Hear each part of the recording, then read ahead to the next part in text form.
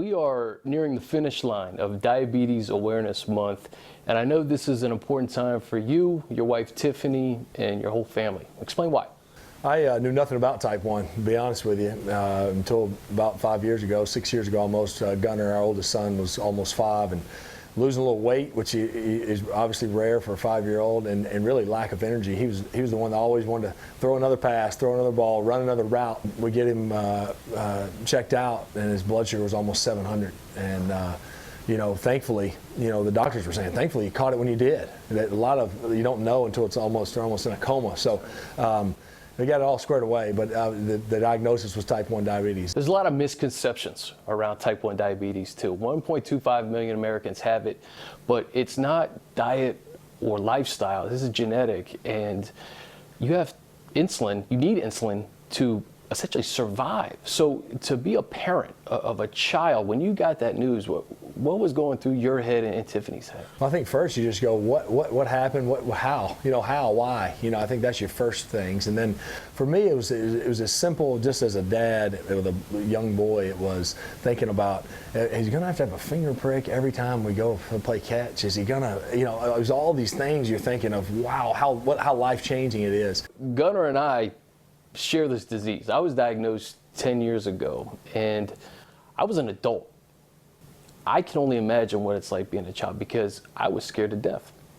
27 years old. I knew my life was going to change, and you have these thoughts like, oh, what's going to happen next? But to be a child, and yet alone be a parent of a child, that takes an extra gear. It's almost a 24/7 full-time job in and of itself. I think the responsibility, the discipline, all the things that come with it, that he's had to practice those traits and virtues at such a young age. It's hard for an 11-year-old to say, I want to grab a snack. Well, with that, we got to get the right amount of insulin and do that. It's not just free for all when the kitchen's open, and kids, especially with having 8 siblings, a lot of sacrifice and toughness that's going to come with it. He's building a lot of that, and I think he's taught us a lot, and his brothers and sisters. You talk about the advancements in type 1 diabetes, and it's people like you and Tiffany that are reasons for that. Change the Game. You guys launched this campaign on World Diabetes Day. Explain what Change the Game is. We want to continue the progress that's being made.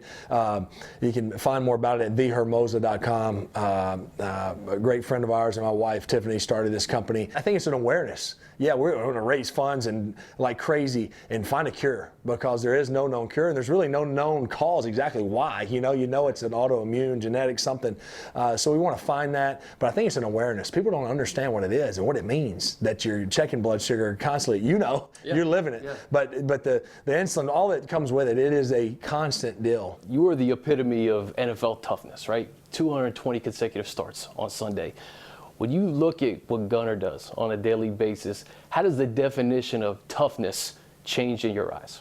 Seeing it from a young boy, seeing it from your own son in this way, it isn't, oh, go out there and face on a linebacker or going in that. I'll battle and fight out there on a Sunday afternoon, and thankfully I've been out there for 220 in a row. But these kids, these young people that grow with this, they're fighters and inspire us all.